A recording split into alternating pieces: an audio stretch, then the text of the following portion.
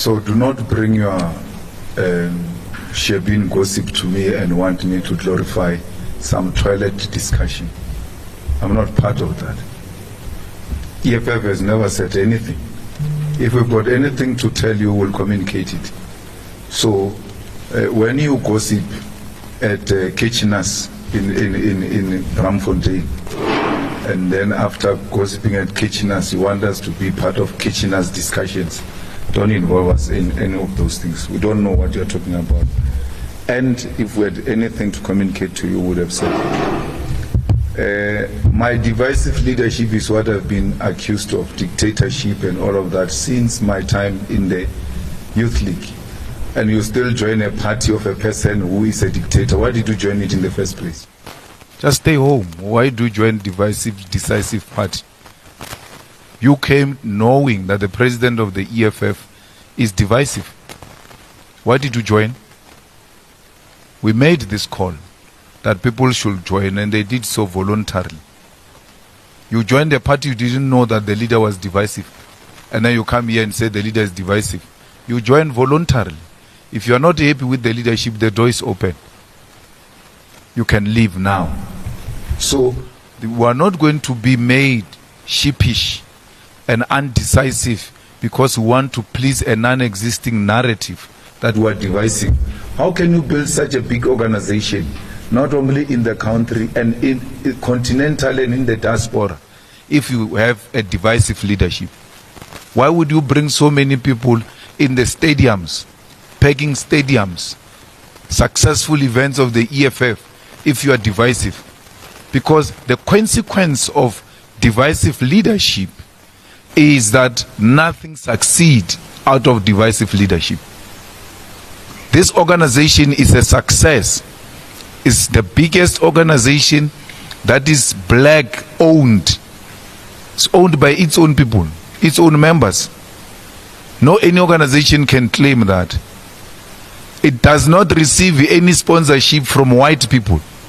If anything, it is white people who want it to die. But it keeps on going irrespective of how they feel about it. So if you think we have a divisive leadership, it's not our baby. It's your baby to feed Malta Bella. On Phala Phala, we said to you, and I don't know why do you say, what do you seek to achieve? We told you Phala Phala will never die. For as long as the EFF is in parliament, which it is where we are, and whether you like it or not, those who wish for the death of the EFF, SG, even if the EFF was to die tomorrow, the branches don't exist, the region have collapsed, provinces have collapsed. We've got 39 members of parliament for the next 5 years. There's nothing that is going to collapse. Those votes are there, they won't collapse. They are going to collapse after 5 years. So you've got guaranteed 5 years of the existence of the EFF, at least in parliament. So whether you like it or not, the EFF is there to hold Phala Phala accountable. There is something terrible that happened in the previous administration. We referred the matter of impeachment to the panel as required by the rules of parliament. Why? Because they know that if we were to say, is there prima facie evidence or not, we are going to be subjective because we are politicians. So on matters such as those, you outsource them to non-parliamentarians so that you get an objective view. And that's what we did. We argue that the panel's report, Parliament can't go against it without any rational reason. Parliament has not reasoned why it went against the panel report. So in South Africa, you cannot abuse my majority. Majoritarian will only work where there is no constitution. Majoritarian cannot stand the test of time in court. If you say the majority have voted, even if they voted in an unconstitutional manner, and then you say no, majority have spoken, there's nothing we can do about it. Our constitution doesn't work like that. every decision, even a decision of the majority, must meet a rational test. And that's what we're going to do. We have never hidden away the reasons why we removed the former deputy president from KZN and those that were deployed with him. We had a meeting of our owners, the EFF. We made assessment. An assessment we made out of our own now direct interaction with the ground in KZN and the complaints we have been receiving from KZN led to the removal of the former deputy president and others. You know, to show you that there was something wrong that the deputy president was doing with other colleagues in KZN. Everything that was reported to us was extremely perfect. So they mastered the mechanism to meet the requirements, even if those things do not exist. There was a point where we wanted people to the stadium, to Moses Mabhida Stadium. And the numbers we received were extremely more than the numbers we received for votes. And that on its own just told us there's something wrong here. And then we did not intervene after. We intervened before. Unfortunately, we were very late. And that's why after we intervened, the SG was able to pull a mother of all matches before the elections in eThekwini. Because that time we're now reclaiming our organization and trying to reposition it. Unfortunately, we're out of time and we had to go to the elections. Me and President Zuma were very good. The same way me and President Ramaphosa were very good. But it doesn't stop me from saying he's corrupt. Because he is corrupt. By being good to you doesn't mean I must not tell you the truth. If you listen to my speech yesterday in the Gauteng General Assembly, I said, you must tell the truth even if telling the truth to a lover or your lifetime partner or your wife or your husband. If it is the truth, it must be told. President Zuma is corrupt. And it's not me. The public protector found him to be wrong. He rejected that. We took him to court. That's why he had to pay some monies back in relation to Nkandla. So what more do you want? What is misleading about that? Because it was not only me. The public protector came to the conclusion that there were wrongdoings in Nkandla.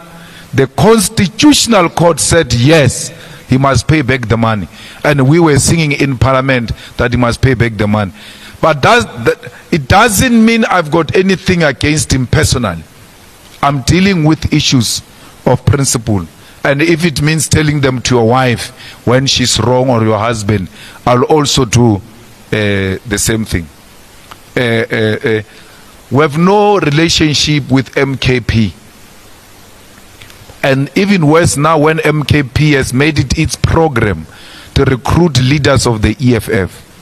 Tomorrow we are marching to the Constitutional Court with everyone except MKP. The MKP won't be part of our march. If they want to march, they must go and organize their own. But ATM and even ANC can't join us. It's our march. And any other person that has been opposed to Phala can join the EFF march tomorrow, starting from Mary Fitzgerald Square. At what time is it? 8 o'clock, 8 a.m. Mary Fitzgerald Square, marching all the way to Constitutional Court. I don't know what's going to happen to you, CD, because you couldn't even walk here. There's small distance here. Imagine Mary Fitzgerald Square to Constitutional Court. So your problems are too many this week. So we are marching there. Why? We are highlighting the corruption of President Cyril Ramaphosa and the corruption of the ANC. And we will never stop highlighting how corrupt and ANC is and President Ramaphosa, and that doesn't clean President Zuma. I've never said I have any problem with President Zuma. Even tomorrow or any other day, I can go and have tea with him. But I don't agree with him. And I don't agree with him not only from this microphone point of view. I tell him 4 eyes that I don't agree. I'm that type of a leader. My problem in South African politics is that I'm not a pushover. No one can push me around. Not white monopoly capital, not a white person, not so much powerful leader can push me around. And I'm hated for that. That no one can push me over. That such someone from a poor background, so poor family and so poor everything, who is he to think he can defy us? But that's me and that's my nature. I don't care. I stick to principle. No one can push me over. Not in a marriage, not in my family, not in politics, not in the social circle. I'm no pushover. I'm not a pushover. And I'm not going to allow anyone to push me over because we've got some relationship. If my wife can't push me over, why would President Zuma push me over? For what? Why? What will I be begging from him?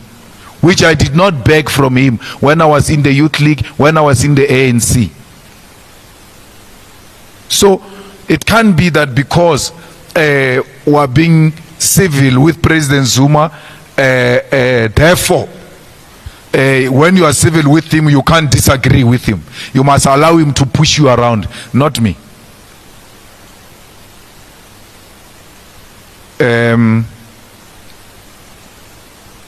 And Mail and Guardian came with something, man, this weekend, which Ndlozi responded to. Rebellion, which is another question we asked. There is no branch that is going to protest here. Not a single one. As a political reporter, you have to have at least an entry understanding of politics. Just entry. You may not understand the depth of politics, but just have the most basic thing. So let's tell you basic, and the instrument you use to measure whether there's going to be a problem or not is those PGAs we had yesterday and a day before. They were not just PGAs. We were testing the waters so that we can anticipate and detect where the problem is going to come from. There was no single problem. Not one, not anywhere. The people you are talking about, they were never spoken about anywhere. Anyway, in 9 provinces, we registered 95% of expected delegates. All of them are registered. They are coming to UJ on the 12th to come and receive their accreditation after producing their ID. Everybody is registered. So you should know that the PGAs will tell you what's going to happen. And your bosses know because you were there in the PGAs. But the PGAs are not trending in the media. And this I was telling my wife. I said, you know why? She said, what? I said, because there was nothing wrong. Nothing went wrong. That's why they can't trend. You don't talk positive about the EFF. If any province had disrupted the PGA, that province was going to be a defamation of all our PGAs, including those that were successful. Betile ka weekend. Disappointed. Wah! We're normal, the tactician. We are no longer tactician. Betile weekend team. Nothing. Nothing that happened in the PGAs that is not going to happen here. And we did nothing. We went, we opened the PGAs, all of us. And then after that we left. So that branches can talk freely and express themselves. And which they did. And I don't know why you don't learn, because this is a repetition of what we've been doing over a period of time. And many of you were there. and we're aging together. Very soon you will be called veteran political journalist, but you still don't have an understanding of how do you get to see what's going to happen next. Everybody that I said that your favorites are going to leave the EFF, all those that we have anticipated are gone. Are gone. Everybody that we thought is going to leave, they left. Now we're proper. That's why you go fundraising even expired goods that are no longer relevant to the EFF.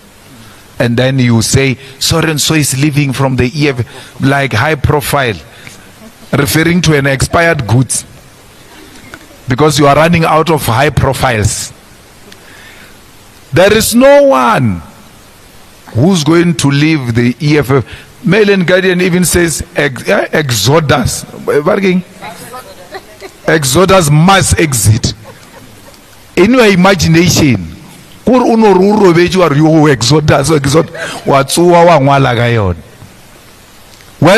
we can say to you, give us a list of 15 members who left the EFF, 15, Exodus.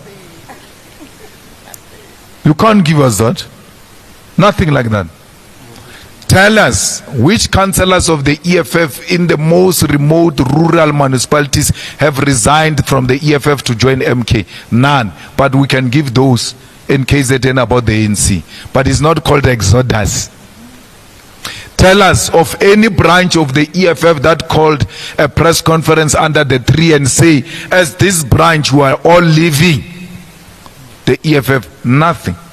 Tell me of any region that has said and taken a decision that as Ikuruleni region, as eThekwini, as Bembe region, we have taken a decision, we are leaving the EFF. Nothing like that. So imagination is what is destroyed Mail and Guardian, by the way.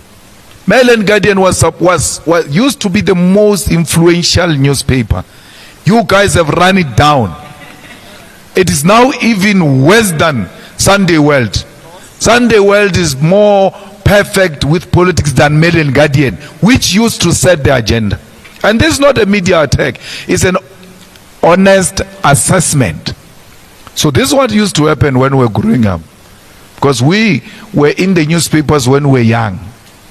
Maybe from 17, 18, 16 years. My biggest picture in a newspaper for the first time was in Mail and Guardian when I was elected president of COSAS. The story was written by Matuma.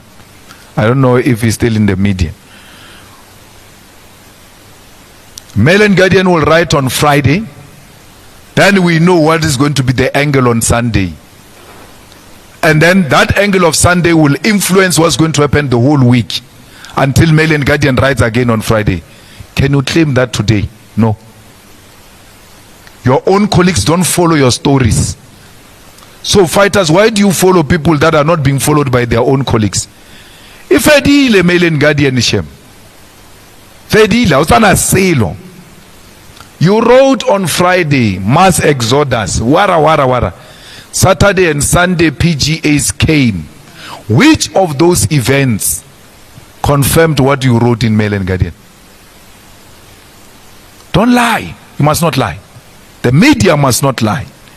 The media must be factual. And where you are factual, we'll never take you on. We'll answer and be held accountable for that. But when you lie, we must tell you it's a lie. It's a lie. It's like this lie you are perpetuating, that Zuma has got dual membership. Zuma has got no dual membership. He's not a member of the ANC. ANC has expelled him. And Zuma lies to you. Sunday Times, he says, no, I'm a member of the ANC. I'm a member of MK. It's not true. Why not tell him on his face? You are a liar. You're not a member of the ANC. He lies on your face. You take that lie and feed the nation. Why do you feed the nation a lie? He's not a member of the ANC. And Zuma will be civil with him when MKP and all of that. They must know Any lie they tell, we are going to take them head on. And the ground forces must mark those criminals of MK on social media. As they come, go for them. Don't even apologize. They think they can bully us on the social media by revealing some old non-connecting stories and say, but these people are not consistent. We have been consistent about Zuma. When I went to Zuma's place, it had nothing to do with anything or politics. It had everything to do with South Africa. Zuma was refusing to go to the commission. They were going to arrest him and there was going to be violence in South Africa. And I went to tell him, please, there cannot be violence in our country in your name. Because I love this country so much. So much that I'm able to go into my haters' yard to go and save South Africa. And Zuma refused and said he's not going to go. It happened exactly as I want him. He got arrested and we had the July unrest. And I will do it again if it means saving South Africa. I will do it again. I went to Zuma in Nkandla to have tea with him to save this country. I did not win.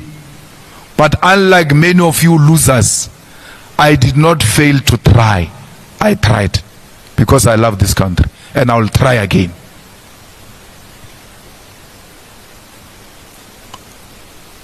I don't endorse Godrich or anyone. I don't.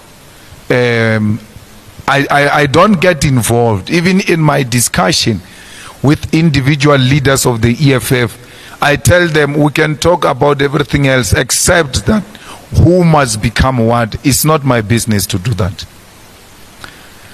The provincial leadership of the EFF came to me,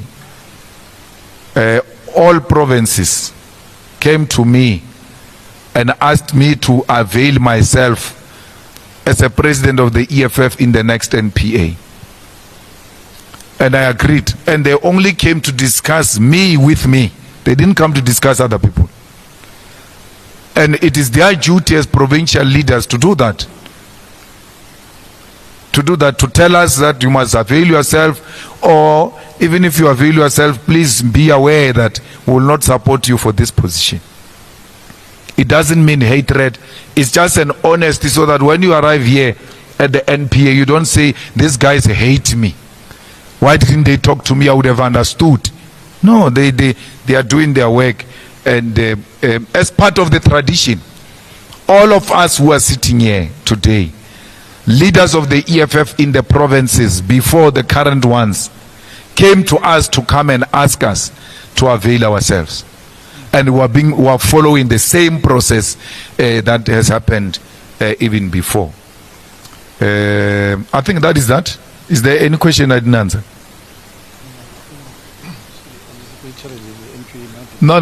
I answered that one of. We don't anticipate any challenge. We are anticipating a robust debate, because even the criteria used to bring delegates here was of a higher standard. The branch had to meet a particular standard. And you know, once this branch meets this particular standard, it will produce a quality delegate who will not be obsessed with votes. Because the branches that are not of quality, they produce voting kettles. Voting kettles don't care about discussions. When you talk about organizational redesign, international relations, blah, blah, you speak for a very long time, SG. When you finish, what? Fagigam. They don't hear those things we're talking about. They want voting. So we are not bringing to our conference voting kettles. We're bringing quality. Thanks, Leon.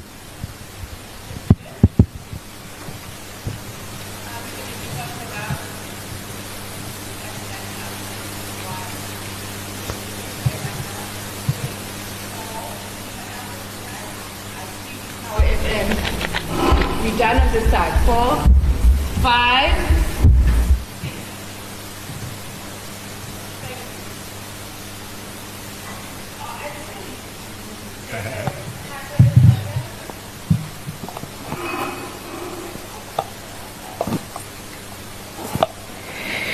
Good morning. Yes. Good morning to the leadership of the EFF. Just a couple of questions from me. My name is Lizega Tando. I'm from Times Live. Mr. Malema, the ANC and the DA have been in this discussion around the Bella Act. We know what the EFF has said around the Bella Act, that it must be implemented in its entirety.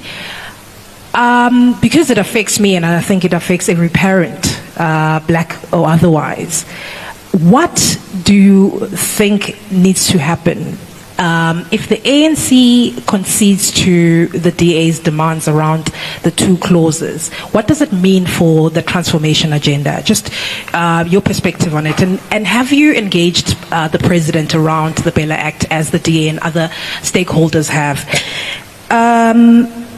I want to ask all the other leaders if they will contest their respective positions or possibly other positions in the top leadership. Primarily interested in the chairperson and the secretary, as well as the deputy secretary general.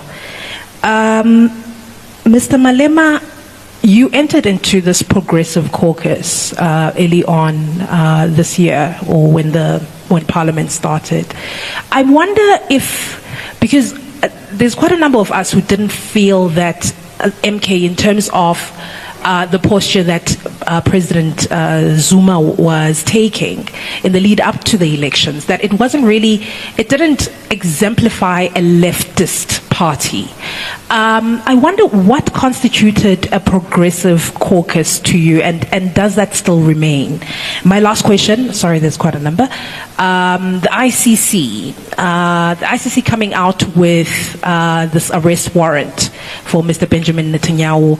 Given the South African, I think you also shared those feelings that the ICC favored the West. Has this changed your perspective on that forum? Thank you so much. Good morning, everyone. My name is Sine Sipho from Times Live. Mr. Malema, you have previously spoken about the MK party reaching out to the EFF leadership as in means of working with the Red Berets, but you had sort of rejected this. Zuma has again lamented his intention of wanting to work with the EFF. However, you have sort of highlighted that the MK party has been sort of trying to get EFF members into their own party, growing their own party. Has the MK party leadership reached out to the EFF yet again post-elections to try and convince the EFF to sort of join alliances with the MK party? And what is your position on that? Thank you.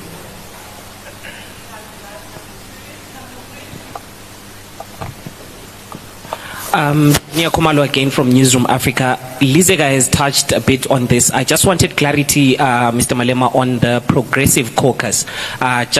Given the statement that you said about the MK party not being welcome to more as you march, does this mean that the EFF will not be part of the progressive caucus, or despite what you said, you are still in that progressive caucus? Thank you. Greetings to the leadership. My name is Thando Maego and I'm from the Business Day. So in the discussion documents, the NPA discussion documents, particularly the one on organizational character, the EFF assesses its leadership, particularly saying that a substantial number of those deployed within government at local level or wherever are not loyal to the party but are rather loyal to their deployments. How does the EFF, or particularly you, Mr. Malema, how do you foresee changing this in order to better the organization? Has this had any impact on nominations or anything of that sort, leadership nominations in the upcoming NPA, in terms of vote buying or anything like that? Similarly, with regards to CCT members, you say that these members do not do anything in relation to their CCT portfolios and are lazy. How do you change that with the incoming CCT and the incoming leadership? Thank you very much.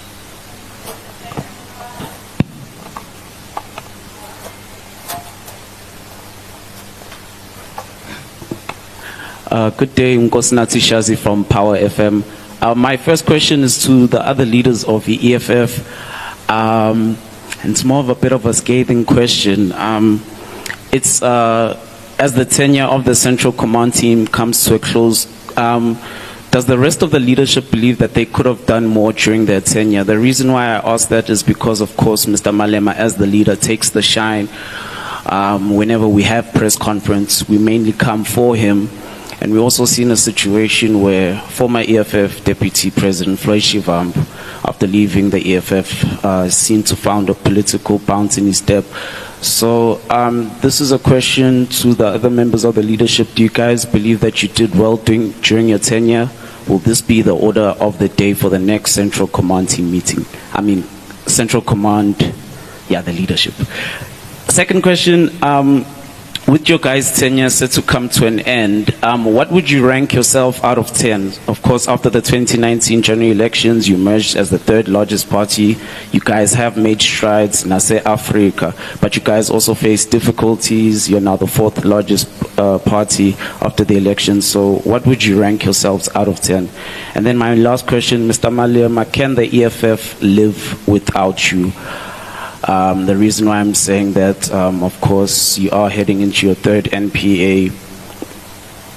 Of course, you just announced that you would be contesting the leadership position. But can the EFF exist without you?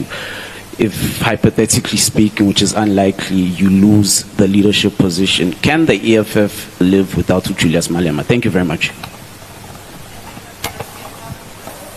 Thank you. I'm Hawalo Magoleo from UFM.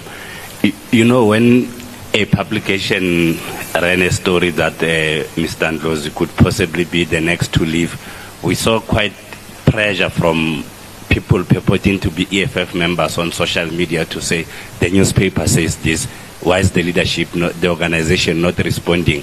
Previously, the EFF never flinched because of a single media report, but this time it appears that each time there's a story, the negative ones, membership wants the party to now issue a statement. You feel like that the approach you had of closing rank is now cracking, you know, under pressure organizationally. And also, regarding your chapters elsewhere on the continent, there's elections there in Namibia. What are your expectations of that Namibian chapter? Because they contested previous elections, gained entry into parliament, but other than that, we have not seen the EFF doing better anywhere, whether it's Zimbabwe, whether it's Tanzania. They've not really gained ground. Even on social media, you can see that their pages were updated many months ago. So how's that project coming of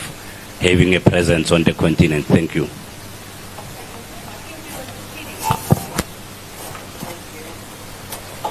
Thank you, Leanne. TD Madia. She catches grace from Julius for fun. Just a few questions, and I think a lot of them have been asked about your leadership, but I want to go back 5 years ago, around about this time. You had a media briefing ahead of the second NPA, and you made a comment about the amount of pressure that falls on Julius Malema's shoulders. No matter what the EFF does, you get judged. That was your view then. I just want to get your sense of it now, and the evolution of the EFF alongside with that, taking into consideration that you did find your members now leading in government, and you did raise concerns about what that threat meant for the EFF. So that's a multi-pronged question. Number two, a few weeks ago we saw throngs of orange going to the Voortrekker monument.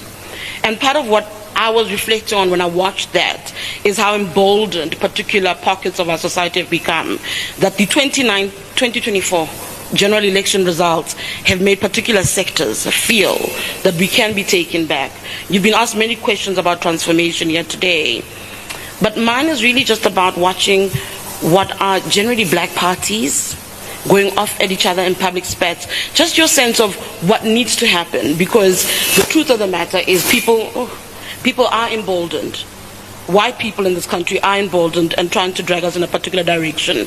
And I cannot be the only person who sees it. Does the EFF see it? What is your perspective? That sea of orange in Pretoria, in Tshwane, I cannot forget. Just to comment on that. And lastly, you say everyone you anticipated to leave has left. Let me ask you quickly, who of those who've left is a great singer there? Thanks.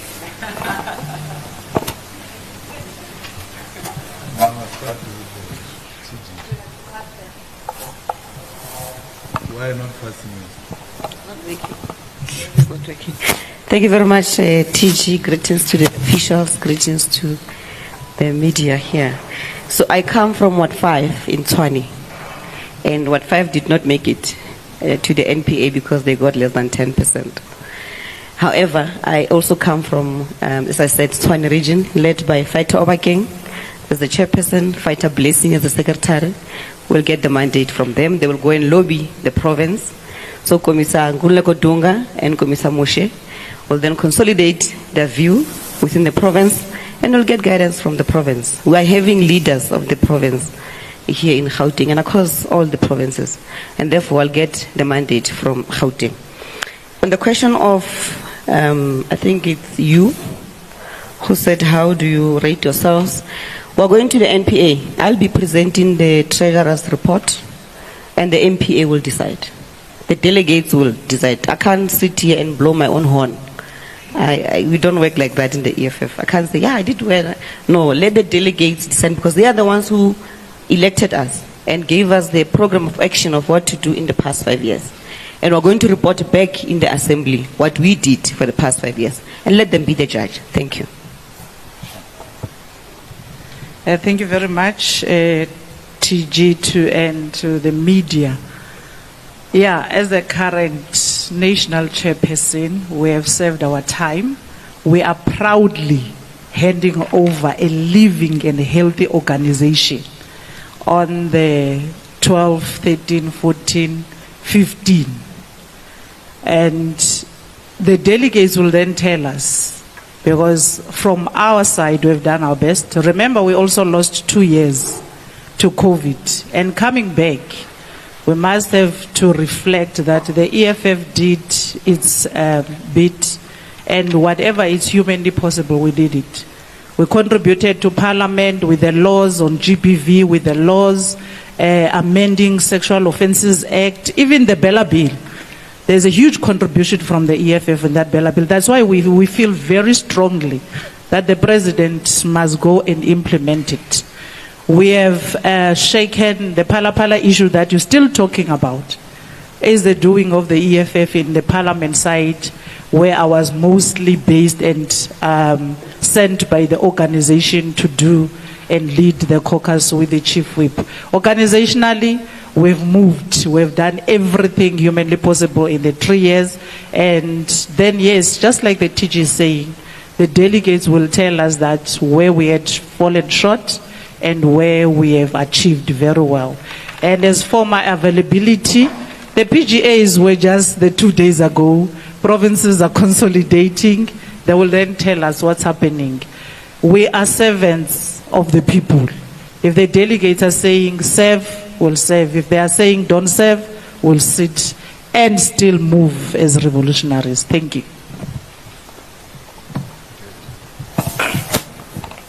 Thank you very much, President, greeting officials and all journalists. Our term as the official of the EFF for this administration is coming to an end. It has been a very beautiful 5 years, and as a leader, you get to understand that at time you need to hand over the baton to the other leader. But however, personally, I am prepared and ready to serve my organization. Thank you. No, thank you very much.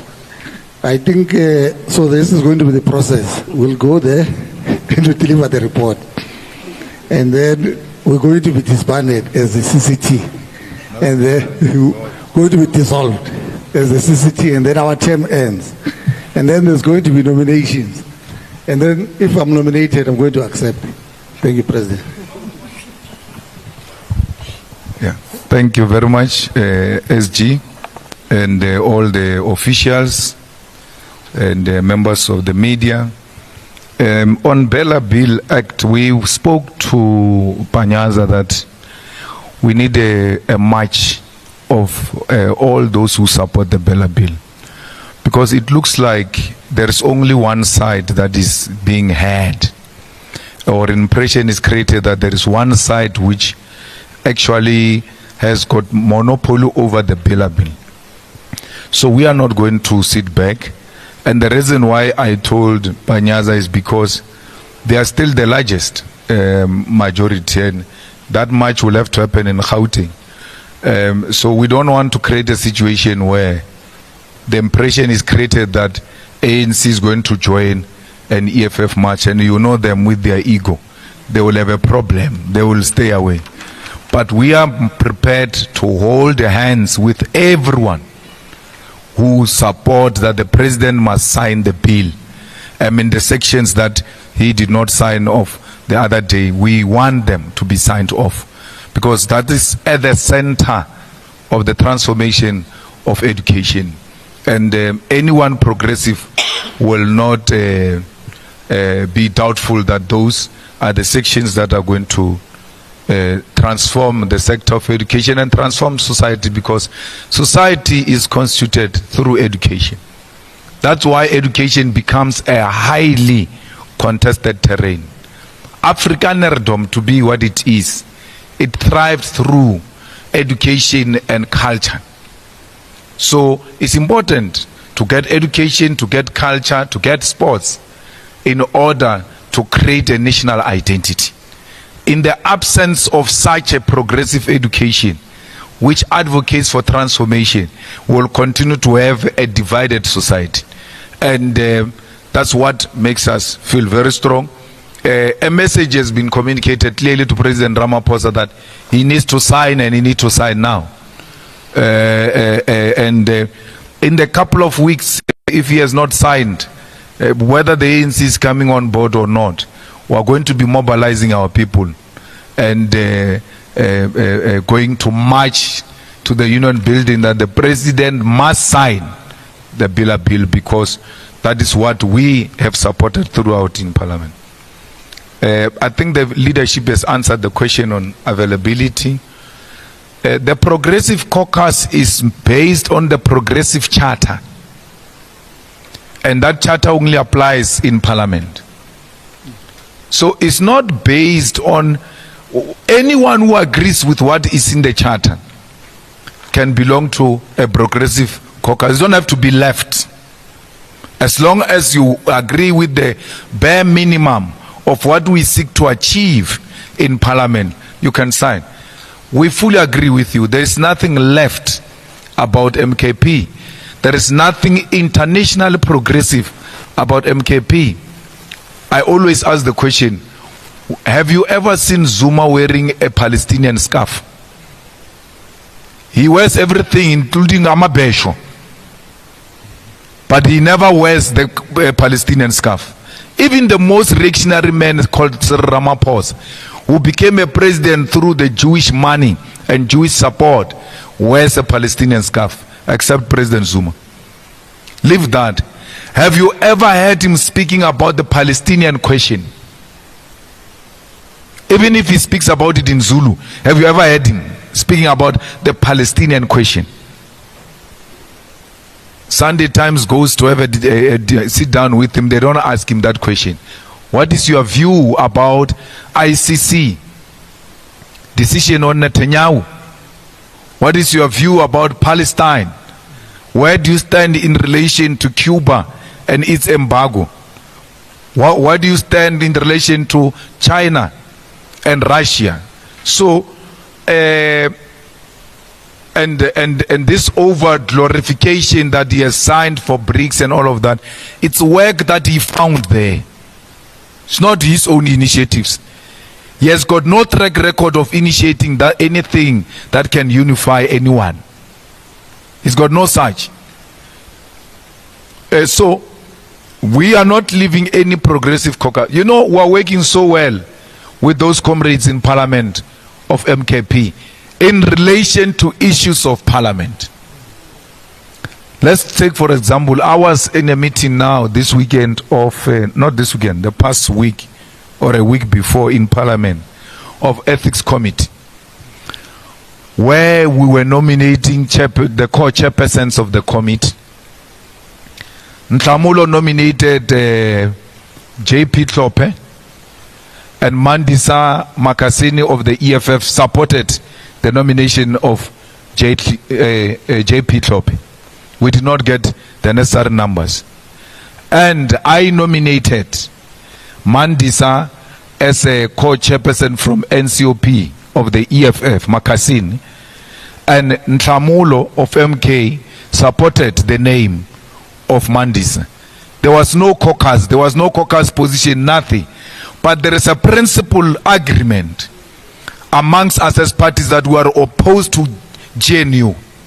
And wherever GNU raises its ugly head, we'll confront it, we'll crush it. We don't have to exchange notes, we don't have to have a caucus in order to, because we have agreed on a minimum program. So we're going to work together. Why would I not work together with someone who says, let's support the expropriation of land without compensation? Even Helen Zille, if she can come and say, let's expropriate without compensation, I will hug her. Because that's what the EFF stands for. The progressive charter is based on the 7 non-negotiable cardinal pillars of the EFF, by the way, if you don't know. Go and read the progressive charter of the Progressive Caucus and compare with the 7 non-negotiable cardinal pillars of the EFF. You will realize this is a copy and paste of what the EFF stands for. I remember the only contribution was made by from MKP by Mqitama, where we said expropriation of land without compensation for equal redistribution. Mqitama said, let's not use equal, let's use equity. No, he didn't say equity, he said a word, man. We said for equal redistribution, and then he said something else, but he had a problem with the word equal, and he was saying we must put equity or something. Yeah, so that's how much the discussion went about towards the adoption of that progressive chart. Netanyahu, we support it. We support the warrant of arrest for Netanyahu for violation of human rights, for genocide, for killing innocent people. I have already written a question to President Ramaphosa, a parliamentary question, asking him, if Netanyahu comes to South Africa, will you arrest him the same way you said you'll arrest Putin? He has to answer that question. Because Ramaphosa has got another headache. Because Putin must come to South Africa next year, November, for G20. What's going to happen? Is he going to threaten to arrest him the same way he did? Or is he going to, in a cowardice manner, tell him not to come?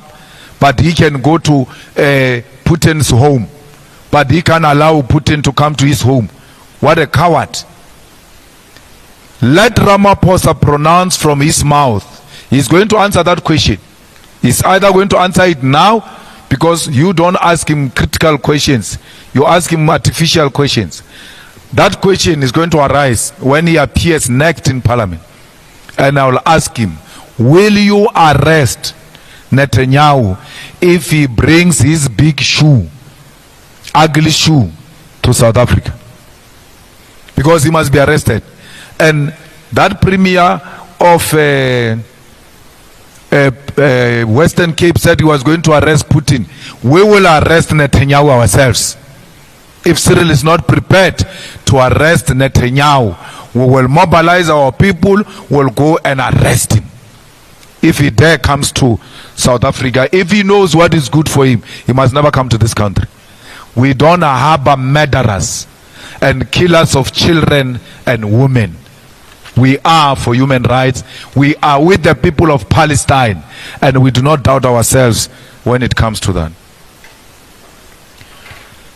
MKP, did it reach out to us and all of that? They've never reached out to us. But the maturity of President Zuma, if there is anything like that for him, given the relationship we have, When some prominent leaders of the EFF were going to MK, he had a responsibility to give us a courtesy call. If he is really an elder, if he's really matured, if he's really a statesman who's got this relationship with us, whereas we're trying to build a progressive caucus that will unite black people, he had a duty to say, hey man, there is this thing that is going to happen. You must know that I have nothing to do with it. I can't choose for members, which is right. He can't choose for people whether they want to come or they don't want to come. But that courteous call, which he often made to me when on other matters, on this matter, he never cared to make that call. And that makes the relations to be strained, by the way. Because when you think you've got this kind of relationship with someone and you get treated like you are nothing, you also start behaving like you are nothing to them. If you are nothing to them, they are nothing to you. And that's it. That's the end of it. It's like Vuyani knows that my wife is involved in infidelity. He keeps quiet. He doesn't tell me. When I find out and I ask Vuyani, he says, no, I knew, but it was not my place to tell you. That is a betrayal. That's not loyalty. It's like these people who are in the EFF who said to us, we knew so and so was going to leave, but did not tell the leadership. And they still want the relationship to be the same. You cannot know such information and not tell me and expect me to trust you. I do not trust them, and I will never trust them. Because trust is earned when you show loyalty at a point when it is needed. Not loyalty of nice time. When it's nice, no, we are loyal, president, the CIC, people, CIC. When things are bad, you can't show that loyalty.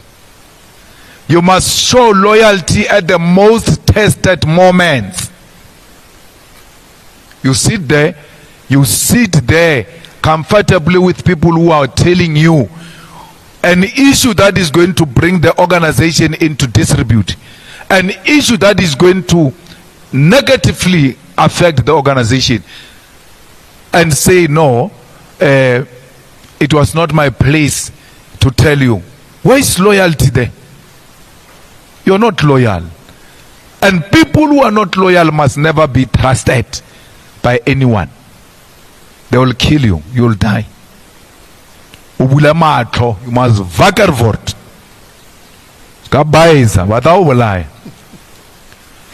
Hey, you and so must make it and be together. We're fine. We're colleagues, we're fine. It ends there.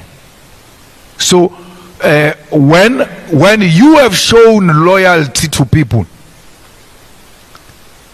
when you have been loyal and you don't have a sense of betrayal, wait for the day you get betrayed. You will understand how we feel about betrayal. We, loyal people. We've never done anything to harm these people. I always ask and I always say to these comrades, for every moment there must be a turning point. You must say, it was at this point when I knew that we're heading for divorce now. What was that point? Can they point that point where they say, this was a turning point? This was a turning point. No one can point at that turning point. Because a turning point helps, because even if you are in denial, but you'll know we fought on this point. You go and sit with people who are telling you they are leaving the EFF. You say, have you prayed about it? Have your mom prayed about it? And then you keep quiet. And then you think we must all survive through prayer. Now we must be informed by prayer, by Holy Spirit, that people are going when you've got information. That is the highest form of disloyalty. And Godrich says, even if he had told me as a joke, I would have brought it to the attention of the leadership that this guy made a silly joke. This is what he said. That's what loyalty is about. Loyalty means defend the organization in private and in public. Our organization went through a particular period where all leaders had to come out and defend it, and you were not there. Why must I be there for you? Why should the organization be there for you when you were not there, when the organization needed you the most? And people go around here raising names of such people and they think we must still trust them too, having known what these people have done to the organization. The organization gets insulted. The leadership gets insulted. In your name, people even threaten to disrupt EFF's conference. In your name, you keep quiet and then you say, we must say loyal. What loyal? You will rather be alone, my brother. My sister, you will rather be alone than to force yourself in a relationship that is not working. I'm using relationship to simplify this disloyalty that we have experienced ourselves. And how do I come to know that this person has known, that one has known about Floyd going? They don't volunteer even after he left. They don't volunteer to come and tell me. They wait for me to come and ask them, did you know? Yes. For how long? For over 2 weeks now. Why did you keep quiet? I didn't see a need for me to tell you. That was a turning point for me with them. They must tell you what was their turning point with me. My turning point with them was when they kept the information away from me. An information that has got potential to destroy the organization, damage its beautiful reputation, and bring it into disrepute. They keep quiet. And then I must talk for them. I must defend them when they could not defend the organization. Hell no. They can go to hell. I'm not going to do that. Even if that means we must lose vote, I'm not going to fight for votes by sitting with people who are disloyal because I want votes. I must spend time with people who are disloyal. You know what it means to be an official. We have a meeting of the top 6 and they say the most highest form of secrets of the EFF because we trust each other. That's what being an official means. It emanates from trusting each other, not as a friends, SG, but as a person who can be trusted that you will defend the organization under the most difficult position. Imagine if one of these officials had resigned and followed the former deputy president. That's disloyalty. Don't ask me to share a meal with disloyal people. You are asking me to commit suicide. My son, very liberal in his approach. Don't know that, wait. Let's give them chance. That's when I tweeted those things of Zuma, those old videos of Zuma. When we got expelled from the ANC, Zuma and the top 6 of the ANC laughing. I said, boys, if they can get you, they will have you for breakfast and laugh about it. You get an opportunity to get to them. You don't use it. These people who sat with Floyd and knew Floyd was going, they were at the center of that planning my downfall. Had they caught me, they would have finished me off. That's how politics work. If they catch you, they will finish you. You catch them, you play with an opportunity then you'll have yourself to blame. That's a problem because of this kind of business we're dealing with. Those are politics for you. I said, Ratanang, ask yourself a question. If they'd found me at my weakest, what would have happened to me? I know this because I'm from it. I'm from that. I know all of this that is prevailing. Where I get expelled, the people I grew up with, the people that I shared a meal with, the people that I didn't have to think twice about them. When I called them to come over so that we can form a political party, they didn't come. I slept with 10 friends before I was expelled. I woke up alone because they were never my friends. You are not going to ask me to travel that path again. I'm not going to do it. Never. I'm not going to do it. Not for anyone. I know what disloyalty means. And I can see one when it appears and I can touch it. They would have done that to me when I was young. Not now. The only people I feel bad about is their parents. Because most of them come from very beautiful mothers who love and support the EFF. And every time we deal with them like that, at the back of our minds is, you know, that mother, that grandmother, that father who took us in as their children. How will they feel about us now?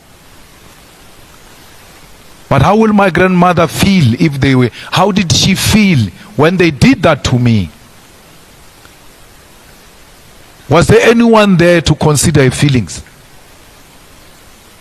As these boys, because there are no girls anyway, as these boys misbehave, I always think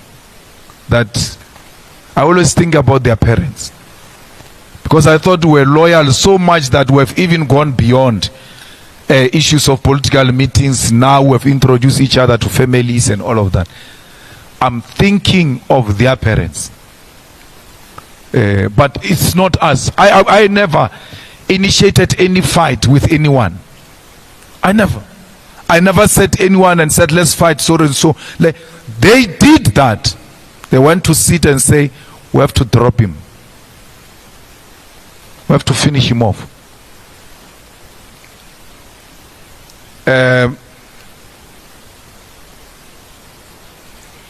You know, the EFF is still very young, 11 years old. To wake up and say we've got loyal members and loyal supporters is deceiving. Loyalty comes out of longevity. I will not say those things I said in Leanne's podcast because she was very angry and the national chair came and said, put age restriction on that thing because you say wrong things. It's longevity. You know, it must take long. It must not be quick. Longevity. That's where loyalty comes from. It's like, that's what revolution is. Revolution comes out of longevity. Revolution is numbers, seed, numbers. Some people say size doesn't matter. Size. They say size doesn't matter. But in the revolution, size matters. Size. Longevity is very important. As we build this organization, which is still at its formative stages, you must expect the staff riders. You must expect the position mongers who fail to achieve certain things where they are and think the quickest way is through this way.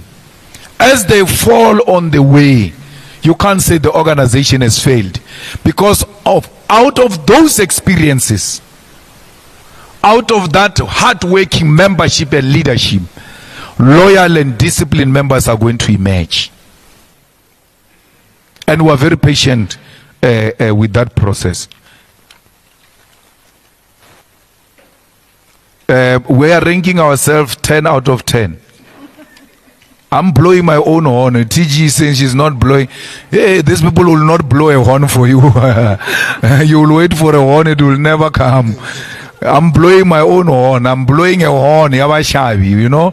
As Bashabi, when we are in a gathering of the Bashabis, there's always a horn that must be blown to officiate that this is an official gathering of Bashabi.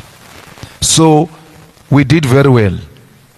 That's why I'm prepared. If they say this team must go back with you, I'm prepared to go back with them. I have no problem, none whatsoever, with any individual who is here, who's a non-performer, who is a factionalist, who's a divisive person, and I can't say that about any of these people. What they do after that is their own issues, because I had a discussion with the SG when Cape Town and about Floyd, and I said, you know, Floyd must come back. I don't see anything. If Floyd was not there, we didn't have to impress him. We were sitting, I was drinking, you know, coffee. SG was drinking hard things as usual, because I don't do.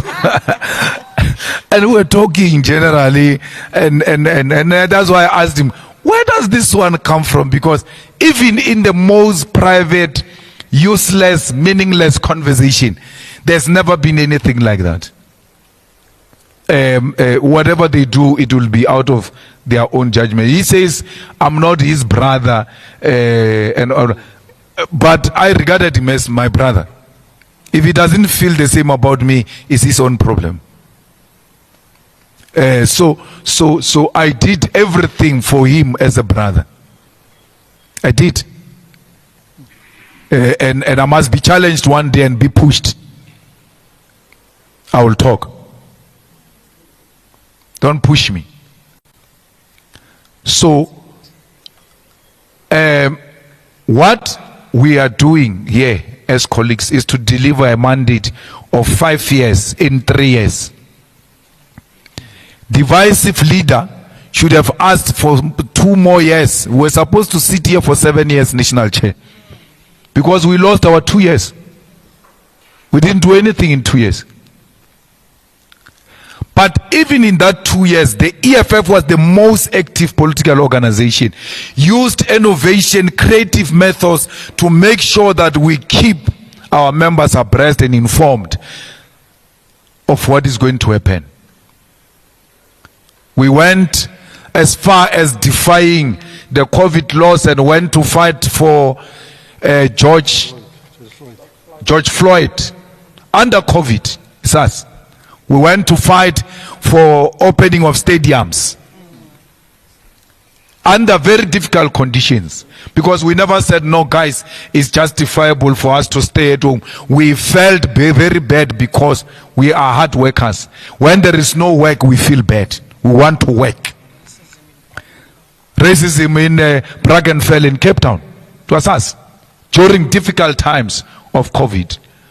So 2 years we haven't worked. Yet we worked, because the laws were not allowing us to do anything, but we still made sure. We have never kept quiet on any newspaper report. Never. We don't respond to gossip. Otherwise, we'll spend all our lives. Tomorrow they say national chair, we must release a statement. Hey, so we must release a statement. When you wake up in the morning, Lian, what is the gossip saying today? Yeah, write something. No. We're never under pressure. You can't say you were under pressure in the same sentence and say you didn't say anything. Under pressure would have meant we must respond, and we responded. Let me tell you, my brother, we don't respond to Twitter. We respond to our members. It doesn't matter what Twitter says. I've got 4 million plus followers on Twitter. I tweet and disappear. All I do is to retweet, and I retweet even ideas I don't agree with.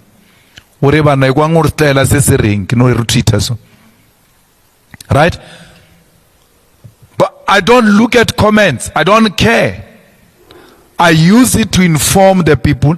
I use it to defend the organization. That's it. How you feel about me on Twitter, I always knew that world is not real. Because a person speaks rubbish about you on Twitter now, and then they see you at the mall. They jump like headless chickens. The way they are so stupid, they even say, I'm the one who tweeted about you on Twitter. I will stop doing it.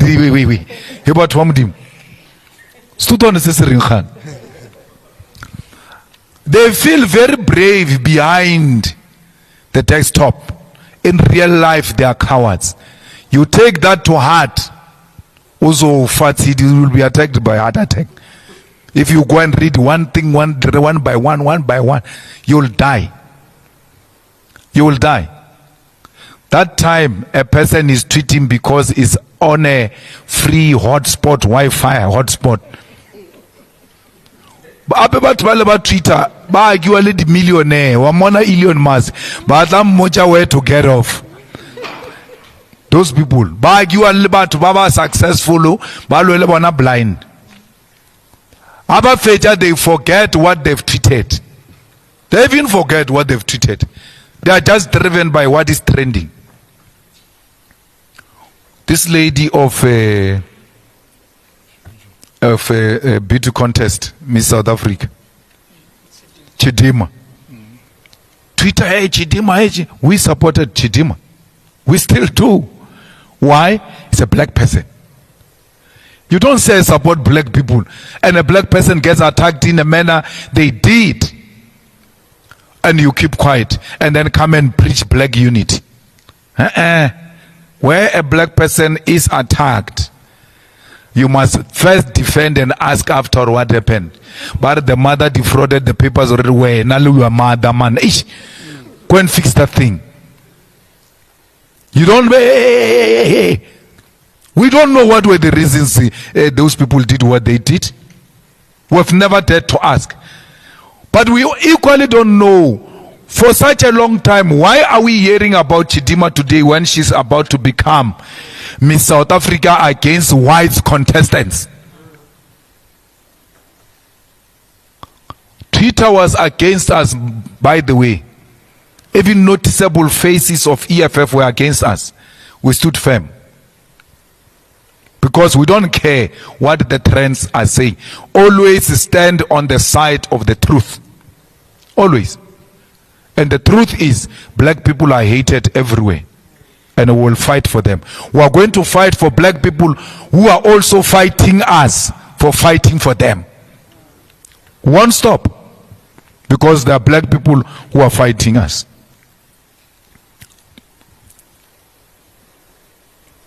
Well, I still get the same pressure when the EFF wins. It's not Malema, it's EFF. When it fails, it's Malema. Let's take, for instance, over the weekend, the Sunday World says Malema beefs up the legal team. Which legal team did I don't have any matter in court with anyone. It's the EFF. It's the EFF legal team that is going to defend the case of the EFF against Palapa. Malema, my grandmother's surname, just get written like that everywhere. That's not my surname. I don't know my father. That's my grandmother's surname. That's my mother's surname. So, I don't understand. I still have the same pressure. But what makes me happy is that the EFF has grown as a brand beyond Julius Malema. And Ipsos has presented that research to the EFF. It's not me. Ipsos came and said the EFF brand has surpassed the brand Malema. Will the EFF live without you? No. This EFF, I'm going to be part of it until it will never have a day without Malema EFF. Will it live without you as a president? Yes. But I'm not leaving EFF for anything. So there will never be EFF without Malema. And you know what is worse about Malema? Is that Malema is a founding president of the EFF. So there is no way you can do away with him. It's not some president who came in the middle of the existence of he founded it. That's why I can live. And you know the good thing to live when it's still nice is that those who come after you will still come and consult you, will still invite you to events. They will not be hostility. I'm going to leave the EFF chamber. I've set boundaries for myself. I know when. For now, you're still going to have to keep up with me. I'm here. The whole of this agenda that is being pushed is to get me to be demoralized.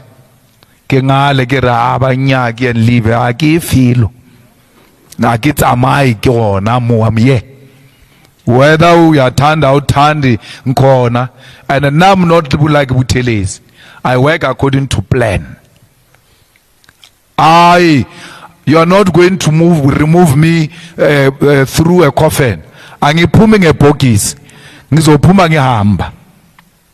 Ngisambela mna ngiye farming. Ngiyolima. Umalema ayolima. So yo lesatloba le problem. Inongo khotelela. 43 years old now. Very young. You can see the body is of a 33-year-old. You can see the skin is glowing, no problems. We're cruising nicely. Izinto zakhona siyahamba baba.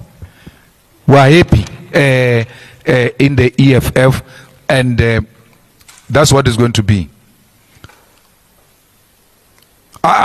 Floyd is a very great singer, by the way.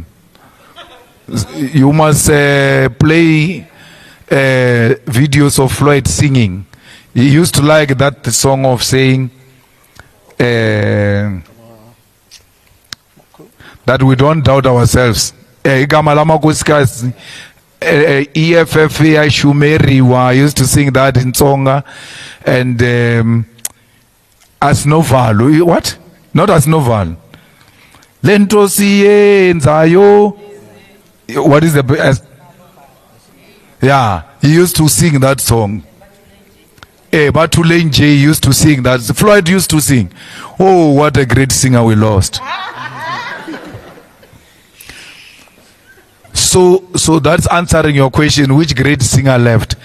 And even Dali sings, by the way. Yeah, but even Dali sings. Yeah, even Dali sings. And all of us sings, by the way. I also sing. I'm a very good singer. So you must never give that trophy to some individual and take away our revolutionary responsibility that we exercise with pride of singing revolutionary songs.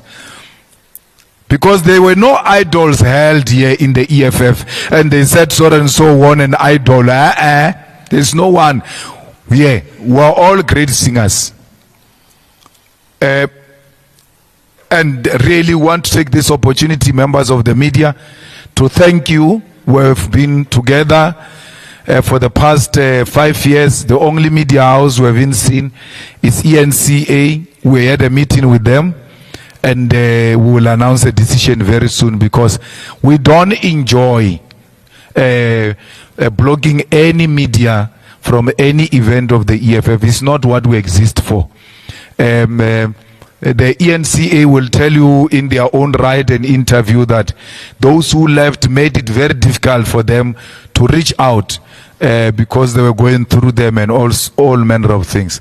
But we finally met, and a decision will be communicated, because we want everybody here. We can't say Daily Maverick is a media, because it's not a media. That's pure gangsterism. Someone uses it from their own dining room to drive a certain narrative. It's not a media house at all. It's like saying EFF podcast is a media house. It's not a media house. It's pushing EFF propaganda pure.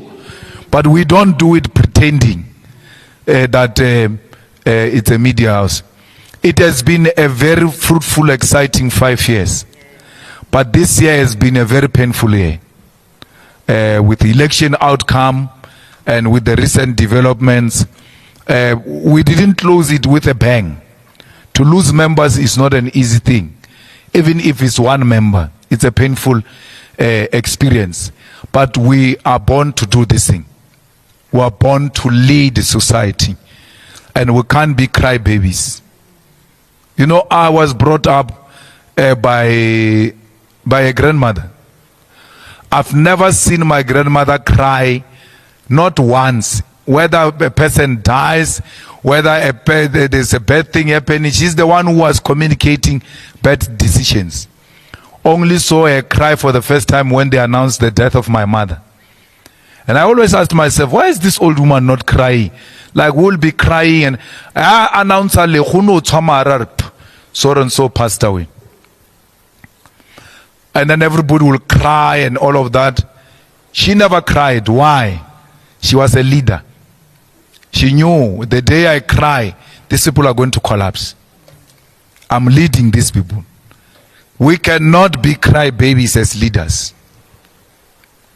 We are hurt, but we are not crybabies. The more victories are still to come. And we will celebrate more victories of this organization. Out of difficult period, a new thing and beautiful thing will be born. We have to go through this test to demonstrate if we are here to stay or not. It's a necessary test which we have to pass with flying colors. Thank you very much.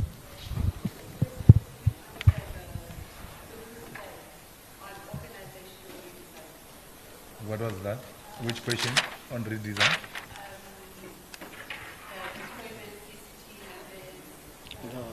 Oh, I answered it. I spoke about loyalty. And what I'm saying is that